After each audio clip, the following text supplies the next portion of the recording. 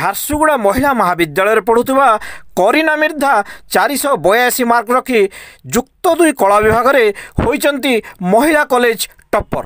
ମହିଳା ମହାବିଦ୍ୟାଳୟର କଳା ବିଭାଗରେ ମୋଟ 116 ଜଣ ପରୀକ୍ଷାର୍ଥୀଙ୍କ ମଧ୍ୟରୁ 85.34% ହାରରେ 99 ଜଣ ଉତ୍ତୀର୍ଣ୍ଣ ହୋଇଛନ୍ତି ଏବଂ ସେମାନଙ୍କ ମଧ୍ୟରେ କରୀନା 80.33% ସହ 482 ମାର୍କ ରଖିଛନ୍ତି।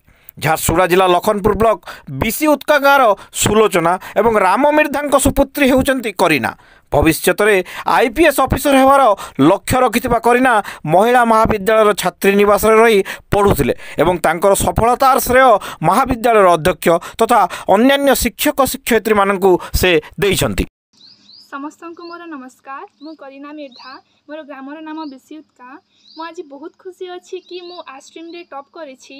मोर 80% आसी। मु यहाँ बहुत हार्डवर्क करी। मो टीचर्स मैंने बहुत हार्डवर्क करी। मो फैमिली मोर बहुत सपोर्ट करती पाठ पढ़ारे। मु हॉस्टल रोली कौन कोचिंग करू नी। आम हॉस्टल परिवेश पढ़ाई बहुत भल था।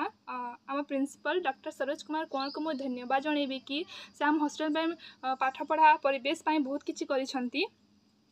मु दिन को 6-7 घंटा पढ़ुली। मो भविष्य में IPS होगापी चाहूँगी से मु बहुत हार्डवर्क करुँची एवं फैमिली मोर बहुत सपोर्ट करुँच। मु इच्छा करुँची मु जेमिति +2 रे टॉप करी सेमिति आग को टॉप करी मो घर मो परिवार नाम मो ग्रामर नाम एवं मो विद्यालय नाम उच्चरे रखिबी।